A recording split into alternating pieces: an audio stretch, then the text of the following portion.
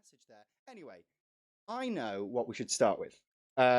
Because basically the first episode last week was a little bit intense. It was about assault, and it might have been a bit much for some people. It's, it's ambitious for a first episode. So what I wanted to talk about this evening was self-care. I can't think of anything that's more useful during lockdown than self-care. And I'll open it up to the panel. What have you been all doing to look after yourselves during these dark times? I always mention dark times. Well, I have been playing a lot of video games. Nice. A lot of video games. Yeah. I've platinumed at least 3 games on the PlayStation since just the beginning of last month, actually. Oh no, maybe the beginning of this month. But 2 of them weren't very long games. But the point is, I'm just playing games because what else is there to do in the house? Be productive, work on things to better myself. Disgusting, disgraceful. No, I want to play Ratchet and Clank. But which one? So is that your game of choice at the moment, or is there more at play than just Ratchet and Clank? So Ratchet and Clank was one of the games I platinumed earlier last month or this month. Oh well, we're in July, so it wouldn't be this month. What am I playing right now? I just finished Everybody's Gone to the Rapture, which is Elliot knows what I'm talking about. Oh no, I've moved on now. I'm now watching anime because I've lowered myself. I've decided this is actually the opposite of self-care. This is self-loathing. The other trans hobby. Yeah, I've started JoJo's Bizarre Adventure because I'm gay. I think that's all the explanation you really need. Like, why are you watching JoJo's Bizarre Adventure? Because I'm gay. Because I'm queer. It's a show for the queers. If you're straight and like JoJo's Bizarre Adventure, you're not straight. I'm a little bit more of a Castlevania queer. Oh, don't get me wrong. I love Castlevania. Alucard's fat fucking tits. You know, we all love Castlevania, the animated series. But I want there's a large sort of culture around JoJo's Bizarre Adventure that's always baffled and intrigued me, and so I kind of just want to finally understand what the fuck everyone's talking about when they refer to Stans and Hamon and Dio Brando and all that nonsense. So it's definitely it's a strange. Are any of our other guests into anime? And have any of you gone down an anime rabbit hole? I'm not into anime anymore. I used to live in a house of anime nerds, and we'd just find these really weird animes, which we'd end up listening to, like Kuroko no Basuke, which is I watched 80 episodes of that. It's literally about high school basketball, but just done in a very over-the-top stylized way. I think the weirdest one we ever watched was a 6-episode mini series, and it was quite well made, and it was this really weird concept of on the moon, there's a colony that's been established, and everyone there is street racing inside these bubble cities, and then they get a rocket. They steal a rocket to go back to Earth and discover that Earth wasn't dead. What was really weird, though, is we looked it up, and the entire thing had been made by a ramen company to celebrate 20 years in business.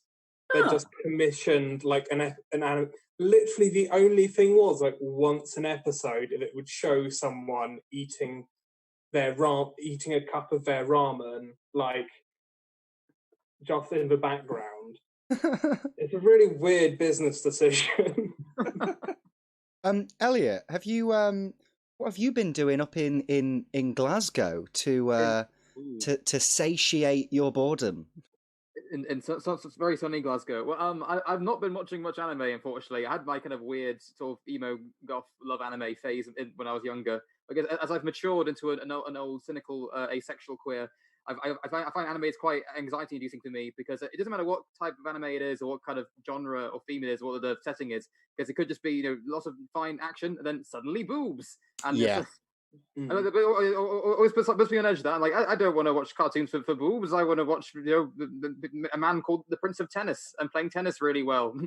That's all I'm there for. I think the last anime I watched was Prince of Tennis, and I think that was it for me. That was the epitome of anime glory. I don't think I need to see any other now. I don't think it can top that.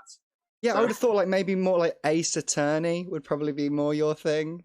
Yes, nice pun. Yes. Shit! I hadn't even thought of that. Oh, I'm doing accidental jokes all over the shop. No, like thematically, I think you'd really enjoy Ace Attorney because it's all about it's a procedural courtroom animated comedy. But now I think about it, haha, I am very funny. Lol, lol, lol. Indeed. Yeah, there's nothing more attractive to me than the logistics of law. Oh boy, that's steamy stuff. I'm quite envious of Umby. I think Umby is living the life I want to, where I want to be playing many more video games because I have a lot of games, but I never really get time to with the work I have right now. But so instead, rather than like being sensible and saving up money for the impending recession we're going to have, I've instead been wasting it all on buying really, really obscure video games on eBay that I know I will never play. Including one I recently just got called No One Can Stop Mr. Domino, which looks really, really cutesy on the PS1, but out of context, that title sounds terrifying. No one can stop Mr. Domino. For the love of God, why would somebody stop him? I have so many games that I would say on my PlayStation, from games that have been like heavily discounted to the like free games that they give out every month. I have about 120 games that I own just on the PS4. Oh. And I need to, like I said, a lot of them are like, because I'm not flush with cash. I'm a sucker for a bargain. I hunt bargains. I would say I have about anywhere between 50 to 70 of those games are completely untouched. And some of them are games I've wanted to play for years, but I just haven't started for one reason or another. And then I go back and I play Jak 2 Renegade for the 8,000th time in my life. Nice. So, is that one of the games that you would like return to? You know? Yeah, the Jak and Daxter series is like my I guess it's like my nostalgia game. It's my comfort series. Like I adore the Jak and Daxter games, especially 2 and 3 after they took their really wild thematic left turn in the sequel. But yeah, man, like that's my jam, is those series of games. And when the PS5 sort of talk panel, whatever was happening last month, the live stream, I was right there with everyone else in the Jak and Daxter subreddit, really hoping for news about Jak 4. But I guess we'll just have to settle for a new Ratchet and Clank. Yeah. Go on. Wasn't Jak X technically Jak 4? Yeah, so Jak X is actually but the reason why it's not Jak 4 is because it's like just a racing game. It's one of those games where I own it and I've been telling myself, I'll play it. That'll be the next thing I play, and then I haven't touched it for God knows how long. Like it's sat there ready for me to play, and I'm like, I love the Jak and Daxter games. I should play Jak X, and then I just haven't. But from what I hear, it's just a racing game. I do remember that there was another Jak and Daxter game, maybe even a couple that were released on the PS2. PSP. PSP? No, because I never had a PSP. Daxter was released on the PSP, but there were a couple of other games released on the PS2. And I remember playing the first one of those, and it was really shit, and I think it's non-canon. It is now, yes. Yeah. I'm just really annoyed at Naughty Dog because they kind of broke their streak, because they made the first 3 Crash games and the Crash Racing game. Then they made 3 Jak games and the Jak Racing game. They made 3 Uncharted games, so it should have been Uncarted, the next one. But they didn't. They made the bloody Last of Us, and they've broken the streak now, and now I want the Last of Carts. Yeah, well, exactly. We get one more The Last of Us, and then we get The Last of Us Racing, and I am very excited for that. I'm all for that. I don't know if it's too heavy to a discussion to go into, but I mean, I've not played Last of Us Part 2, but I've been hearing a lot of news about it, especially the way it handles queer representation. But that's too heavy a topic. We'd have to go down that route. I think that we probably should. I feel like this is exactly the forum where that should be discussed. So it's worth noting that I want to play Last of Us 2, but I haven't yet. Right. So I don't know the plot. I did get a couple of major things spoiled for me, but obviously I won't say them here. But from what I have been told by my partner Brendan, who doesn't care about spoilers, so went to like look up what all of the stuff was about. There is a trans character, I believe a trans man, who repeatedly throughout the game is dead named, misgendered, and I think even like forced into a pregnant. I could be entirely wrong, but like their body is not their own in the game, is what I am hearing. Sure. But that is me hearing it from another person. If anyone in the like chat knows about the game and wants to sort of fill us in on what exactly is the trans deal with that game without giving away any plot spoilers, I would be quite happy to learn. I know like most of it, and again, like I don't want to give away any of it either. I would like this to be a spoiler-free zone. But I think you have addressed like what the criticisms are, which is that we do finally have a trans character in a video game, but they they suffer tremendous. Sorry? Through which to relive our trauma. Yeah. But like, I have to say, like, I'm a little bit more lenient on the subject. Like, I think representation is like more representation is good, and the fact is this is a video game series about trauma and suffering. There isn't a character in this series that doesn't suffer trauma and doesn't suffer. And if you want to include a trans character in that, I think that they do have to have some level of suffering and trauma to be included in the series. I don't think that we can be excluded from, you know, the aesthetics of the game. That being said, I haven't played the game personally, and I wouldn't be surprised if it's a little bit gratuitous.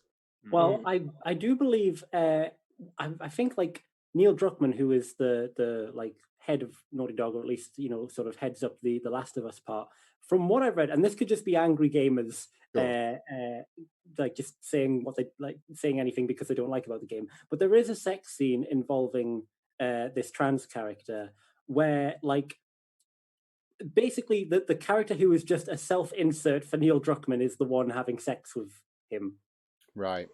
And yeah, it like I don't know. I'm saying things I've heard from another person. So again, if like anyone knows more, but just to jump on what Red said, while I do think that yes, it is important that we're not sort of excluded from the aesthetics of the game. So yes, if you are going to have a trans character in this game, they should have some degree of trauma as well. I don't think the trauma necessarily needed to be trans related. Like, Exactly. Like I can think of, say, in the first game, and again, I won't go into spoilers if you haven't played the game, but in the first game, there are two brothers who are black, and they go through a lot of trauma, but as far as I remember, none of their trauma is about their race. Sure. Yeah. It would have been very nice to have a trans character in a game and have their trauma be just about something else, and maybe the fact that they are trans is like not really. I mean, I don't want to say irrelevant, but it's irrelevant to the plot. You know what I mean? Yeah.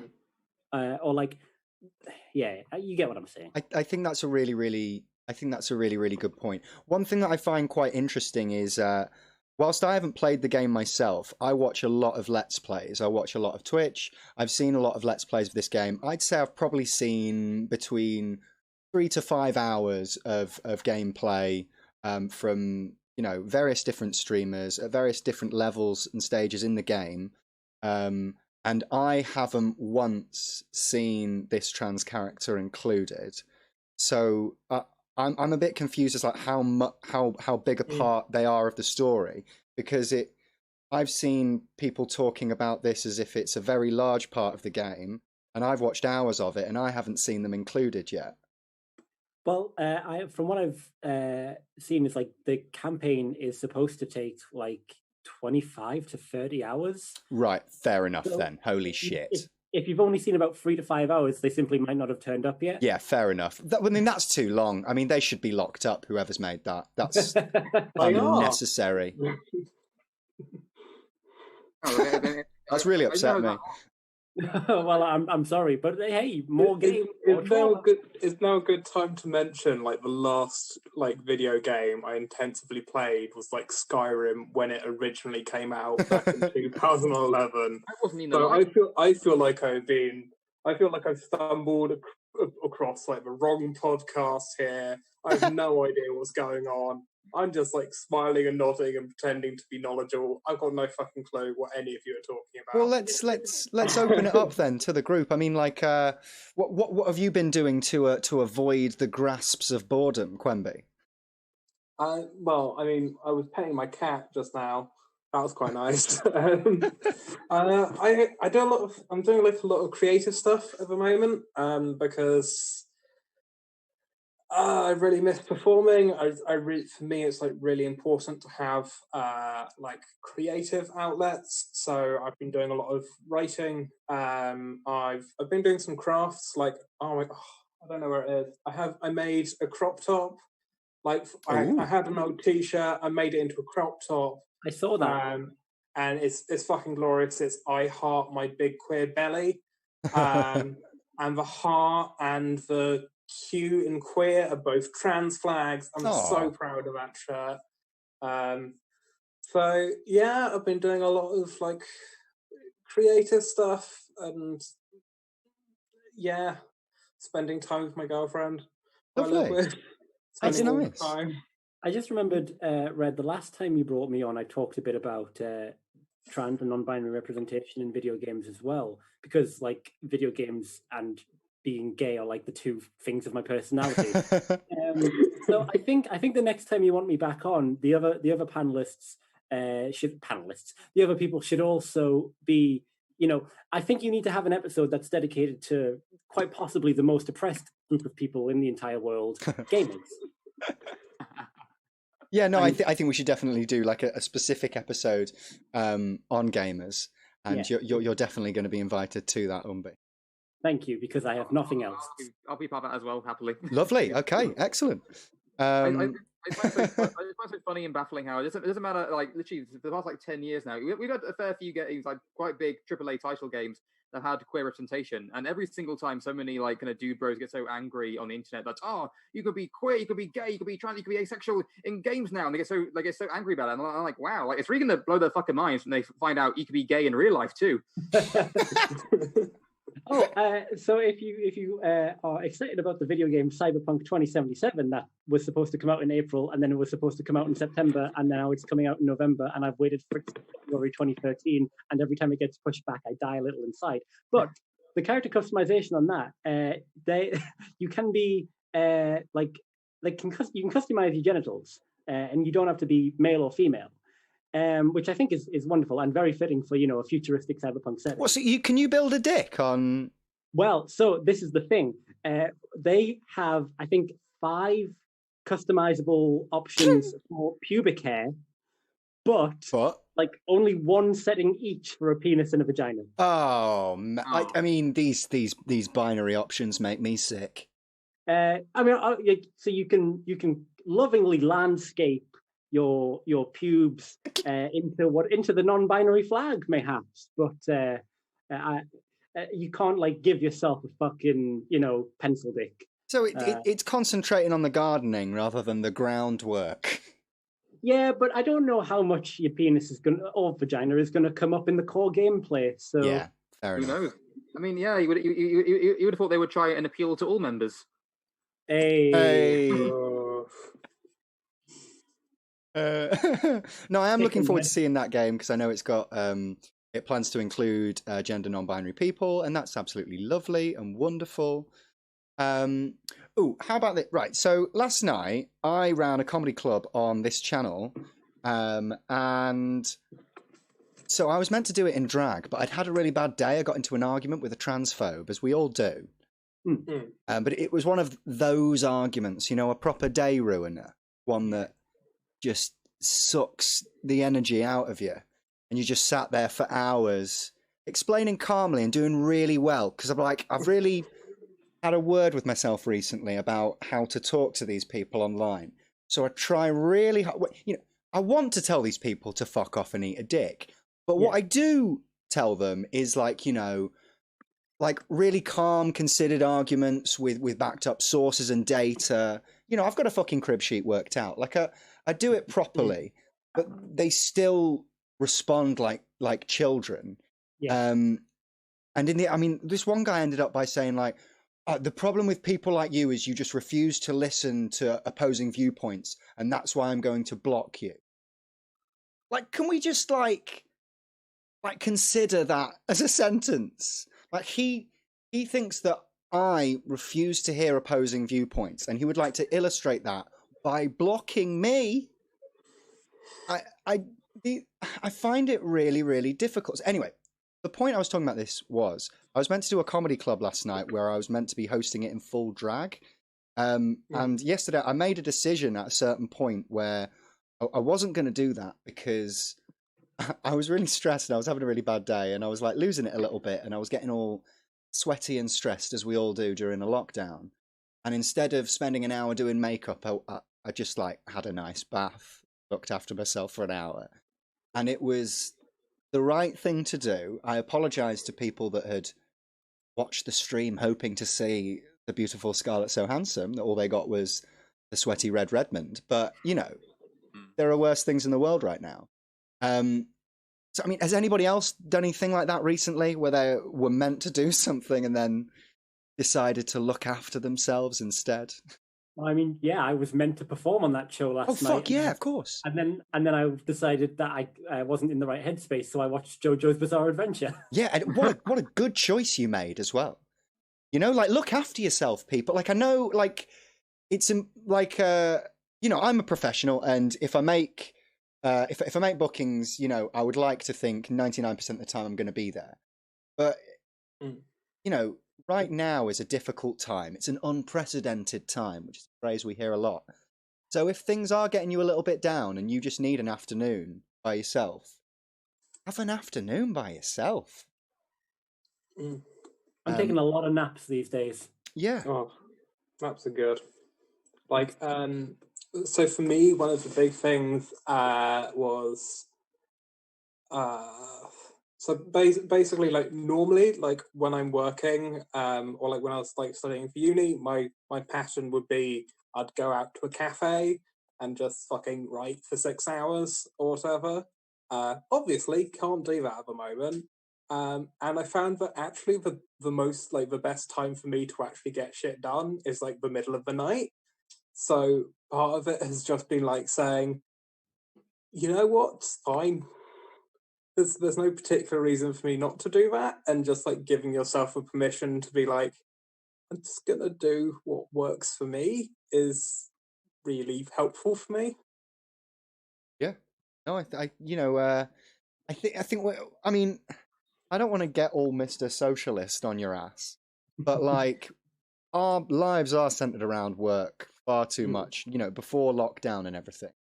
And I mean, going through this whole process, you realize how, you know, like productivity is important and making sure that society ticks along and playing your role in that is important. But, you know, are these 40-hour work weeks really useful to our mental health? No, there are numerous studies to show that they are not. And I will die on this hill. I've actually been spending a lot of lockdown radicalizing myself so that I don't get complacent. I've been watching and reading a lot of sort of socialist, Marxist, generally leftist, anarchist content from the modern day, you know, YouTubers all the way back to the Conquest of Bread and the Communist Manifesto. Like, I'm just like, I've got all this time. I might as well learn the theory so I can learn how to properly do the praxis. And it, like, on the one hand, it's great because I'm keeping myself informed and keeping myself entertained. But on the other hand, I'm so angry at capitalism that the rage burns within me and I've got no outlet for it. I mean, what I find really interesting about that is I'm gonna like actually use my degree. What the fuck? But like, what's really interesting is when you look at the history of economic thought, a lot of these things are actually discussed by people who are like they are the cornerstones of neoliberal economics. People like Adam Smith, he wrote about how the division of labor and specializing in production and only doing the same job over and over would lead to dehumanization and the destruction of the soul, and like acknowledged that's something that needed to be accounted for and that governments would have to do something about. Like John Maynard Keynes, like the father of modern macroeconomics, he thought we would be doing 15-hour weeks by now. He predicted that, like, as we got more efficient, we would see working hours fall. It's not happened. So it's like, yeah, it's really interesting to me that, like, oh god, yeah, it is a bit not worked out as we hoped. It is a bit disheartening to read like Kropotkin and like see him talking about how capitalism is not sustainable, and I reckon we are in like its final throes, and we will soon be moving to a more socialist. And that was written in like the late 19th century, and it's like, oh no, oh dear, Oh no, oh Peter, you poor misguided soul. It's what I always find a bit funny about like some socialists who are like, the revolution is coming in the next few years. It's like, the thing is, you've been saying that for the last century. It's really hard to believe you this time. But did you see that someone put a decorative guillotine outside Jeff Bezos' home? Fucking hell, really? Decorative. Oh, that's funny. Yeah. So I think we might be edging a little bit closer than we have been. I think this just this particular melting pot of virus and protests and police brutality and certain world leaders are just like the perfect sort of catalyst for just full wide scale discontent. I do think billionaires should be scared. I do think that. Yeah. Like, New York is in its 30th consecutive day of like protests and police violence, and like that. I had a conversation with my flatmate, with my former flatmate who studied like Middle Eastern studies, about like, where do we draw the line between like this is a protest and this is like an uprising which is trying to overthrow the government. And a lot of the criteria is starting to be met by the Black Lives Matter movement in the US. So that's interesting. It's crazy, like how long these protests have been going on. Like people think they've kind of stopped. They haven't. Still happening for like a couple months now. What did you say? 40 days? That sounds about right. 40 days. Like 30 days I saw of like continuous protests in New York. And they've been going on for longer than that. It's just like this is the 30th day of like the 30th consecutive day. Yeah. But I don't know. Like it's definitely an interesting time to be alive. Yeah, I think there's also like some stuff around like with like 40-hour work weeks. It's really hard to like engage with anything outside of work, especially with like you've got like kids to raise. Like that's your entire life gone. Like you've just got, that's all you have time for. So it's like interesting with a lot of people out of work. We're seeing a lot of political engagement, a lot of people like starting to like having the space to think critically about the world in a way that like we're not allowed by regular work, like by 40-hour work weeks. And arguably the point of a 40-hour work week. Umby, sorry. Yes. Oh no, go ahead, Elliot. Go ahead. No, I can be a testament to that. I'm currently living proof of how 40-hour weeks, what they do to your mental health. Because my mental health probably has not been worse than it is now. I think it's a little bit because the job I do. I mean, it's meant to be 40-hour weeks. Really, it's more like 80. Because even though they kind of tell us that we're meant to do a certain number of hours a day, what they really mean is they expect a certain amount of work to be done, and if it isn't, they expect it to keep on going until it is done.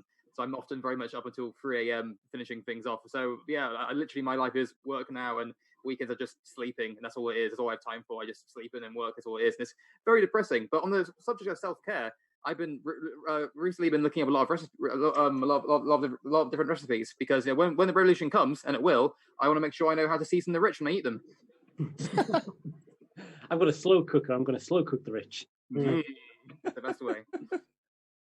Yeah, Red, you were going to ask me. I was going to say, because we went to a trans protest together on the weekend, and it was very wet. And you spoke at the event, and it was lovely. And just wondered if you wanted to share your experience. Yeah, so I largely when I saw them asking for speakers on the Facebook event beforehand, I didn't really think I had much to contribute. I am pre everything in my pre medically everything in my transition. I'm white. I am sort of between working and middle class, but probably arguably closer to middle class just based on my upbringing.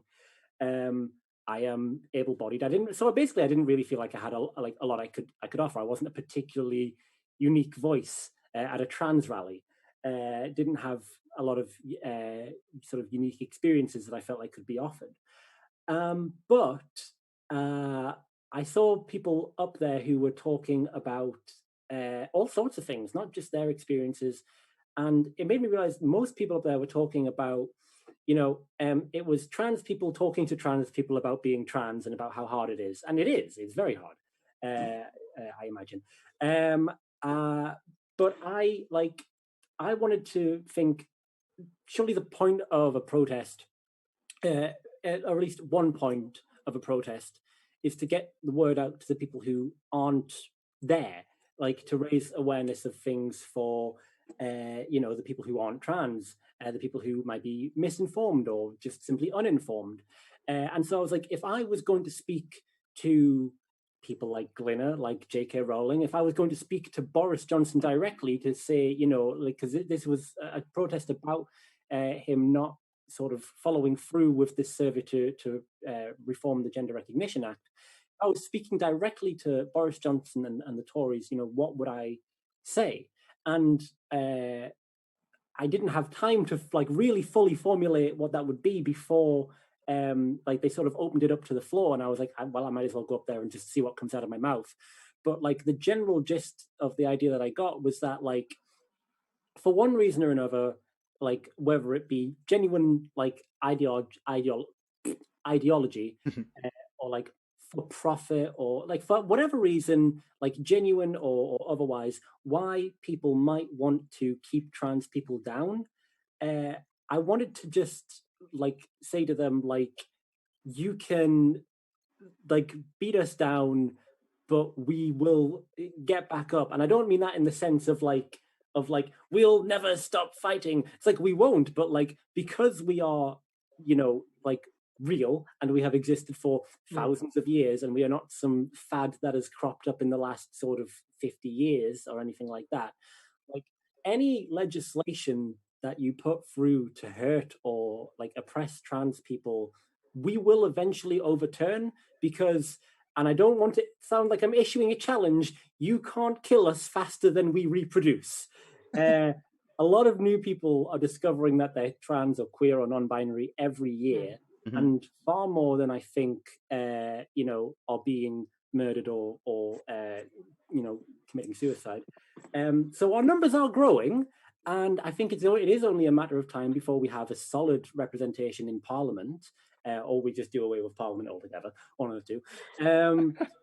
But the point is we are just getting more, and we are getting stronger, and we are getting more and more angry. And the crux of my message was that, do what you think you have to, but we are not going anywhere. We are very much in it for the long haul. There will be people fighting for trans rights long after all of us and everyone in our current government are long in the ground. There will be trans people fighting to make the world a fairer place for other trans people.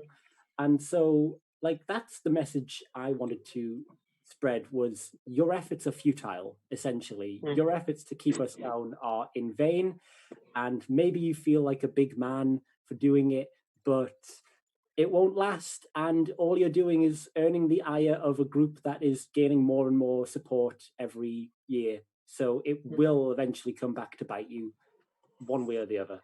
Yeah. No, I completely agree. And I think it was one thing I was really impressed by at the protest was the difference in voices that spoke. Hearing people of color, hearing a lot of trans masculine voices was lovely to see, and is so lacking from so many trans spaces. And everyone was so eloquent and hot. Except for that one person who was underage. Yeah, no, I definitely want to make it very clear. I mean, I'll just edit this out of the podcast. It's fine. Yeah. I really like, me and Brendan were saying, we both really like that speaker who came on who identifies as non-binary now, but who admitted that they used to be a TERF. Yeah. And how they had, and I think actually they had more courage going up there and admitting that than to be honest, I think than the rest of us had. Yeah, no, totally. I thought that was a really I thought that was really important to hear. Yeah. And so just mad props to them. And also, this is completely unrelated to the issues, but I think my favorite thing about the protest was how many dogs there were. There were so many good dogs. Some of them even had their own signs, and it was the best thing. I know someone who took a dog that had a sign. The sign said, "Good boys for trans rights" or something like that. Yes, I saw that one. I think. Yeah, I saw that dog. Lovely, and it pissed it down as well. We really stood up for justice beneath an umbrella. Yeah. I think it's really valuable, making space for, because I try not to view TERFs or gender critical people, whatever the fuck they want to call themselves. I try not to view that as all of the people who hold this opinion are evil, because I think they have been indoctrinated into a toxic and very harmful ideology, but most people I think are genuinely taken in by the rhetoric, taken in by the ideas, and I think it's really important to have space for people to learn and admit and not be ostracized from the community. That said, I was really happy when I saw Glinner got banned. Well, he's been given plenty, I loved him running to Mumsnet and being they kicked me off, and then someone was but why are you in a woman's space right now? And then apparently he got drunk and sent a load of dick pics to people on Mumsnet, which is awful. I think that was fake. Bridges? Are you just setting fire to all of your bridges whilst you're still standing on them? Well, no. At least he's still got his wife and his thriving career to go back to, so I'm sure he'll be fine. His cheese great. Only took 5 years of constant hate crime for him to get banned. Is that the prerequisite? Yeah. At least 5 years of hate crime under your belt before you can be considered to be banned. I mean, a win's a win, but goodness me, should not have taken that long. I mean, he has had years, hasn't he, to repent. I think this is his retirement plan, because he's had a really successful career. I think this is what he's chose to do with his retirement, is to become a he's not made enough money to retire at 50. He's only 50. I don't know. Well, he had 3 very successful comedies, but they were all on the BBC. Yeah, but he's fucked that all up the wall, hasn't he? Oh yeah. He'll be getting some residual, but he's not. We're doing don't get me wrong. He's not going to be eating out of bins anytime soon. But he's completely fucked it long term. It will be interesting to see how the story of Glinner continues over the course of the next decade or so. Personally, we were just talking about, people of making space for people who want to redeem themselves. I'll be honest, I am ready to see him attempt a redemption arc. I am so on board for him maybe coming out, going into silence for 2 years and coming back and being I've learned, I've grown, and us being you have a lot of work to do. but if you're willing to put it in, my God, will this be the heartwarming story of the century? I will write this biopic myself, Mr. Linehan. I'm genuinely hoping that he transitions. I hope that he comes out as a trans woman. I hope that he writes. With trans people. I hope that he writes a sitcom called Sister Ted. You know, like I want a full redemption arc. You know, I want to meet Glinda. The Good Witch. Yes. I got a great awesome image now of like in the future where basically maybe Nintendo makes a sequel to Donkey Kong 64 as 2-player, then he gets with H-Bomber Guy and Glinda. There's a playthrough of that with H-Bomber Guy to raise even more money for mermaids. That'd be a very wholesome future. Listen, if we can someday have Glinda and H-Bomber Guy collabing together to raise money for mermaids, that's the future liberals want. Oh yeah, no, I want to see Linehan play a bit of Mario Kart. Totally. Yeah. It needs to be the HRT crowd. Lovely. Oh, yeah. Very good. Very good. Have we got one for Black Books yet? Yeah. Black Trans Lives Matters books. Yes. I'm just very happy that all four of us are very likely just to outlive J.K. Rowling. This gives me pleasure every day to know that.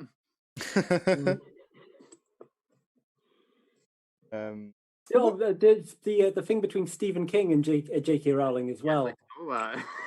Oh, Delightful. I already knew I loved Stephen King.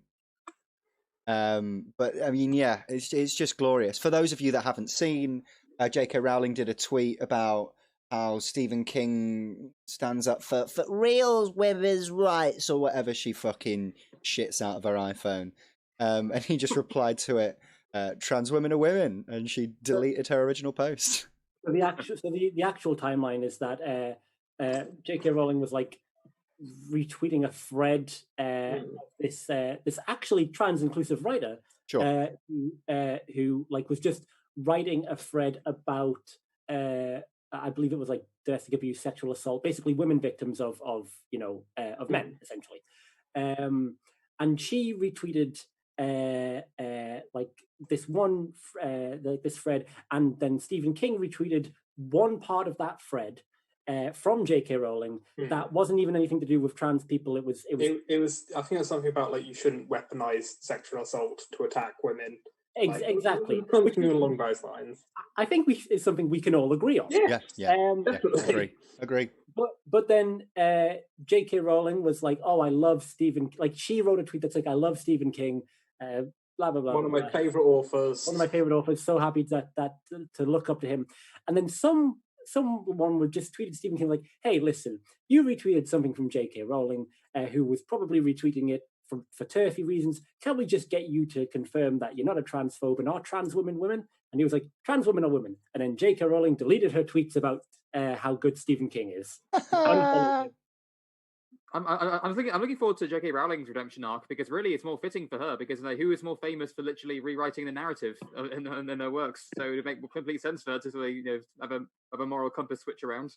Listen, if someday we have like J.K. Rowling and Glinda as like the trans ally Avengers, I'm on board. Like I'm all for people working to make amends for their like previous mistakes and like make amends to the people they've hurt. Like if they genuinely put the effort in to make things right, I would not begrudge them that, and I would welcome them back with open arms, mainly so I can enjoy Harry Potter again.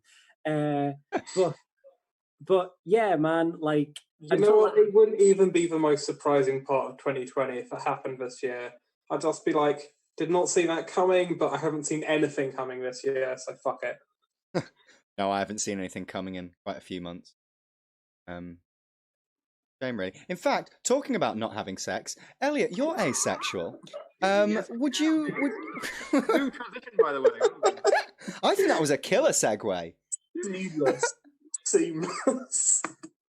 But I would love to shine a light on asexuality on this podcast today. I think it's one of the chapters of the LGBT spectrum which isn't given as much screen time as the others, and I'd love to hear more about it. When when did you come out as an asexual person? Oh, it's very interesting to talk about kind of coming out as asexual because for me it didn't really feel like there was any coming out because what do I come out with? There was no coming out. There was no coming literally. About come, you can't come out, you know. It was interesting because I mean, really, it's a true testament to my story as to why this awareness matters in general for the LGBT community. Because the biggest thing it does is that basically prevents many people like ourselves, naives, going through such horrible, traumatic childhoods and young adulthoods, not knowing who we are and feeling really confused and begrudged and hated by people for no reason.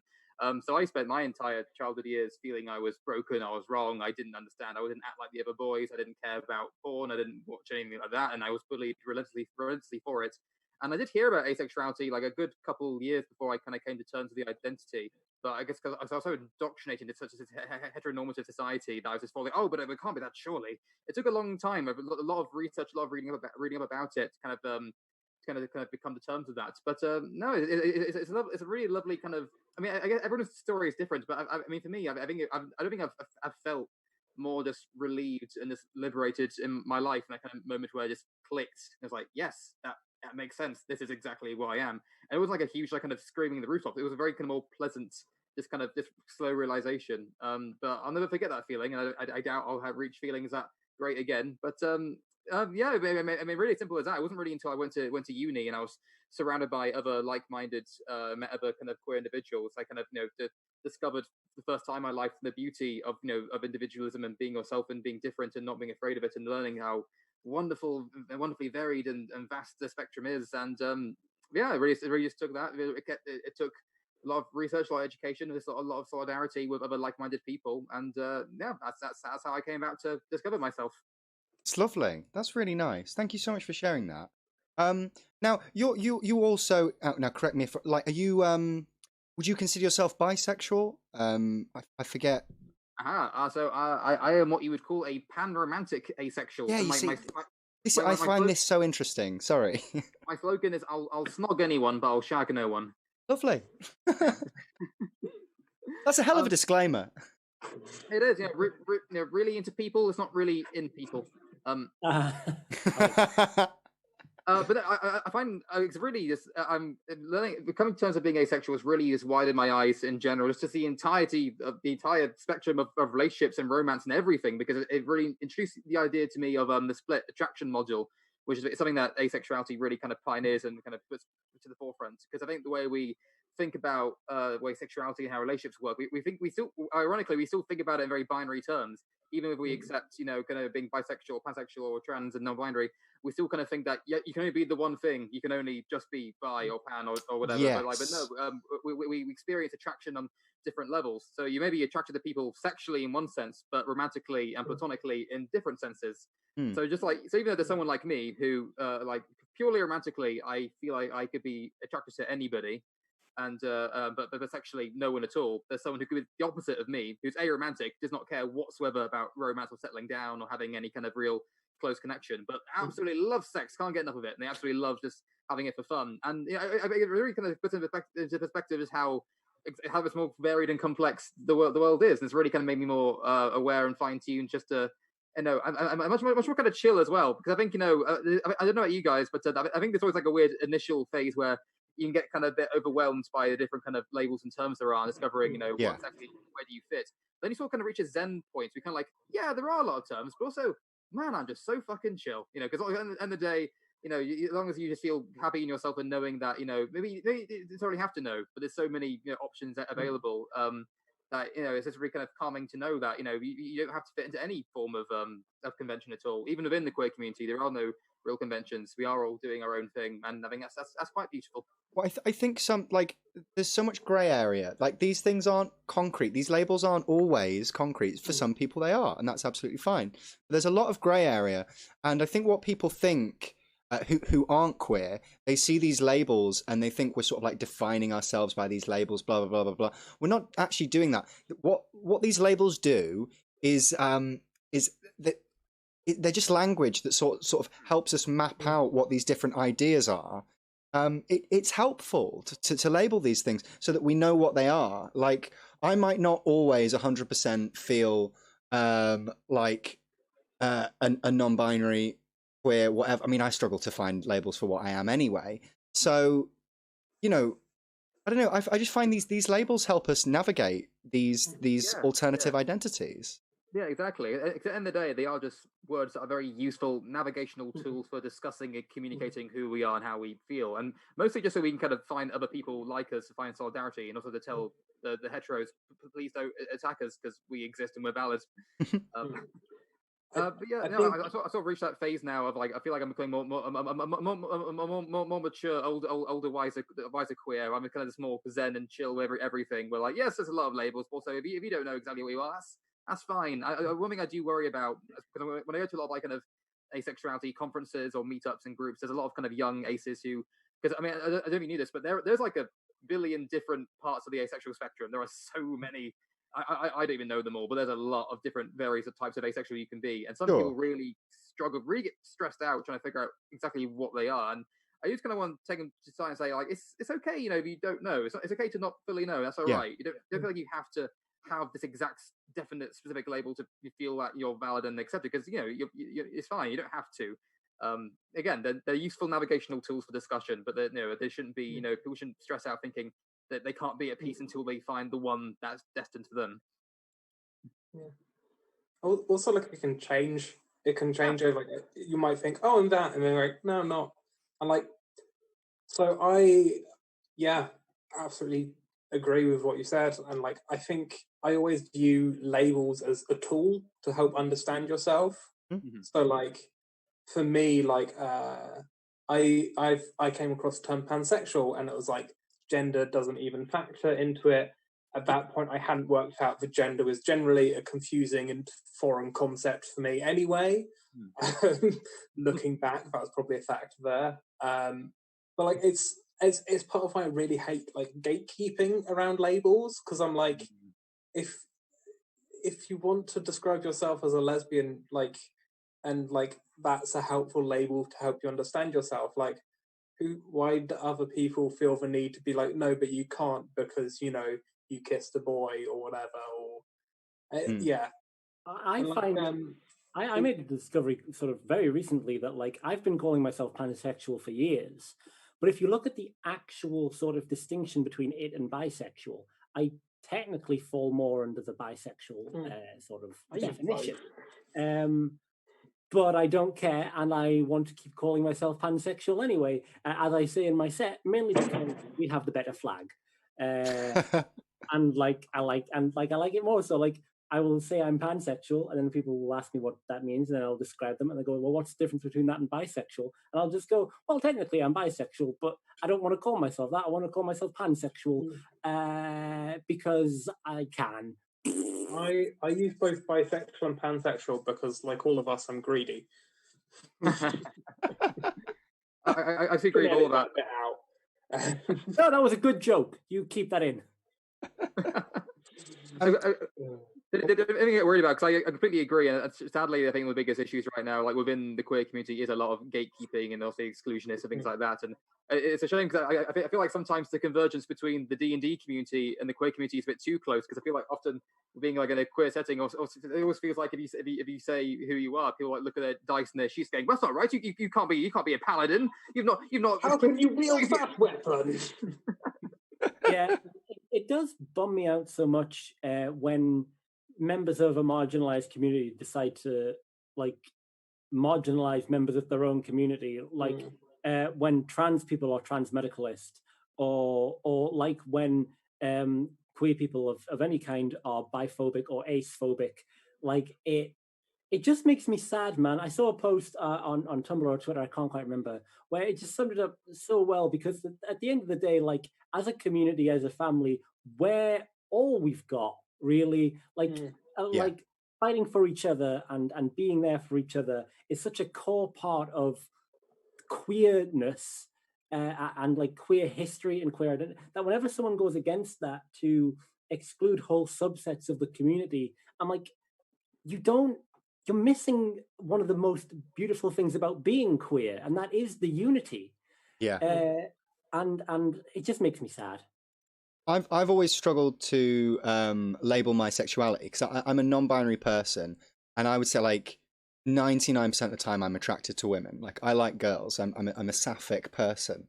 And so, I mean, I've seen a lot of things recently on some lesbian and non-binary forums saying how lesbianism does accept non-binary people, which I think is absolutely amazing.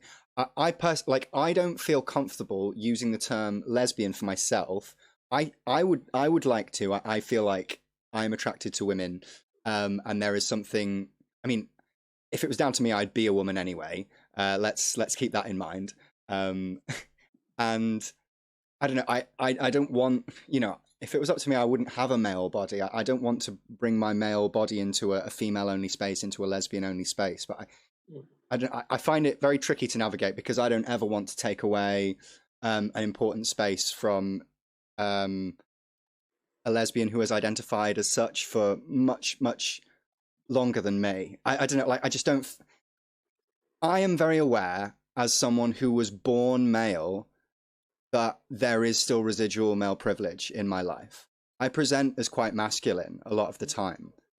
I'm not ignorant to that, and I don't know if it's useful to the trans community or to the queer community if I were to identify as lesbian. Mate, like, imagine like a TERF. Like, one of the whole things that TERFs have at the moment is that transgender people are trying to change language, particularly steal words from women. That is definitely a TERF argument at the moment.